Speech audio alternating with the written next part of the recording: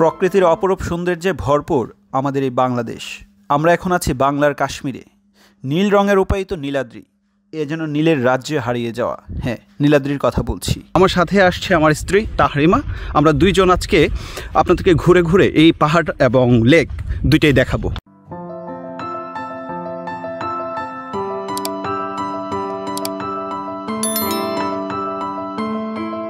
এই স্বর্গীয় সৌন্দর্যে ভরা জায়গাটি কাশ্মীর নয়, আমাদের দেশ।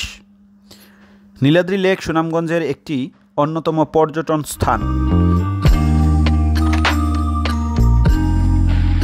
এর অবস্থান সুনামগঞ্জের তাহিরপুর উপজেলার মেঘালয়ের সীমান্তবর্তী টেকের ঘাট গ্রামে। নীলাদ্রি লেকের প্রকৃত নাম শহীদ সিরাজ লেক। সিলেট শহর থেকে নীলাদ্রির দূরত্ব প্রায় 120 কিলোমিটার।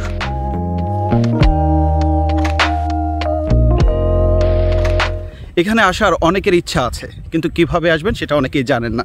আমি আজকের এই ভিডিওতে কিভাবে আপনারা বাংলাদেশের যে কোনো জায়গা থেকে আসবেন তা আজকে আপনাদেরকে দেখাবো। সর্বপ্রথম আপনার কাজ হচ্ছে বাংলাদেশের যে কোনো জায়গা থেকে সিলেট শহরে আসতে হবে। তারপর সিলেটের কুমারগাঁও বাস স্টেশন থেকে সুনামগঞ্জের বাসে করে সরাসরি সুনামগঞ্জ চলে আসবেন। এখানে বাস ভাড়া প্রায় 110 টাকার মতো। আর হ্যাঁ, এখানকার রাস্তা বেশ ভালোই। বাস থেকে নেমে চাইলে সিএনজি করে তাহিরপুর গিয়ে ওইখান থেকে নৌকা ভাড়া নিয়ে টাঙ্গুয়ার হাওর দেখতে দেখতে চলে আসতে পারেন নীলাদ্রি লেক।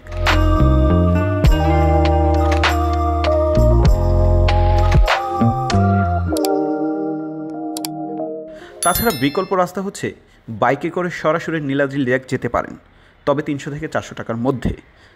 তবে আসা যাওয়ার জন্য একসাথে রিজার্ভ করে নিলে বেশ ভালোই হবে। অলরেডি আমরা চলে আসছি নীলাদ্রি লেক। এই যে সিঁড়িটা দিয়ে উপরে উঠছি, তো উপরে ওঠার পর এখান থেকে যখন 4টা দিক দেখবেন আপনাদের কাছে এত ভালো লাগবে যেটা বলার বাহিরে। তো আমি আর তাহরিমা এখানে আসার পর আমরা বাহিরে দেখতে পেলাম এখানে শরবত বিক্রি করছে, তারপর ঝালমুড়ি বিক্রি করছে। তো আমরা কিনে খাচ্ছি আর বিভিন্ন বিষয় নিয়ে আলোচনা করছি। আমাদের খুব ভালো লাগছে। এই যে দেখেন, একদম লেকের পাশেই কত বড় বড় পাথর। এই পাথরগুলো আমি ধরেছি। যাই হোক, এই জায়গাটিতে এসে আজকের দিনটা খুবই সার্থক হয়েছে। নীলাদ্রি লেক দেখা শেষ করে চলে আসলাম জাদুকাটা নদীতে। এই নদীর পানি খুবই স্বচ্ছ ও সবুজ রঙের। অনেক কষ্ট করে পাহাড়ে উঠছি, অনেক নিচু অনেক উপরে আসছি। এই যে পাহাড়ে উঠে যাচ্ছি, আর কিছুক্ষণ উঠলে আমরা পাহাড়ের চড়াই যেতে পারবো। দেখেন, আমরা কিন্তু পাহাড়ের উপরে উঠে গেছি।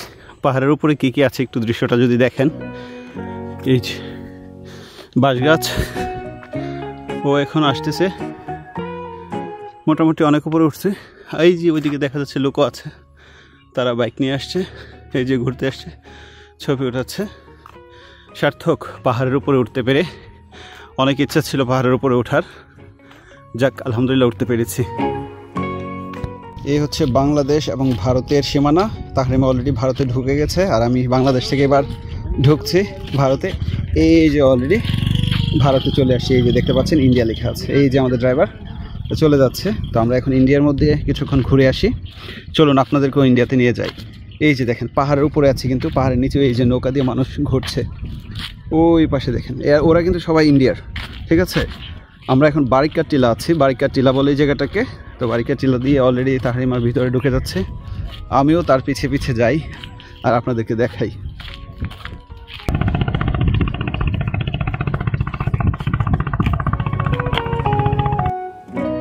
ঝুম করে যদি আপনাদেরকে একটু দেখায় যে নদীর মাঝখানে কি কি আছে, অনেক দূর থেকে কিন্তু ভালো করে দেখা যাচ্ছে না। এই যে দেখেন, আমি যখন ঝুম করছি সাথে সাথে কিন্তু দেখা যাচ্ছে এখানে অনেকগুলো নৌকা আছে এবং অনেক মানুষও আছে।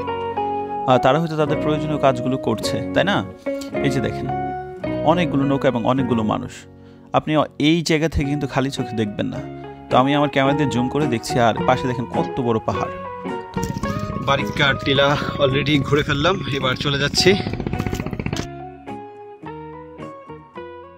প্রায় সন্ধ্যা হয়ে যাচ্ছে, তাই আমরা এখন সিলেটের উদ্দেশ্যে বেরিয়ে পড়ছি।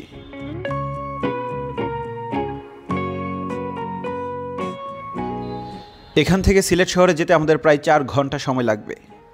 সিলেট ছাড়া অন্য বিভাগ থেকে কেউ যদি এদিকে আসেন তাহলে একদিনে নীলাদ্রি লেক দেখা শেষ করতে পারবেন না। আপনাদের অবশ্যই আশেপাশে কোথাও থাকতে হবে।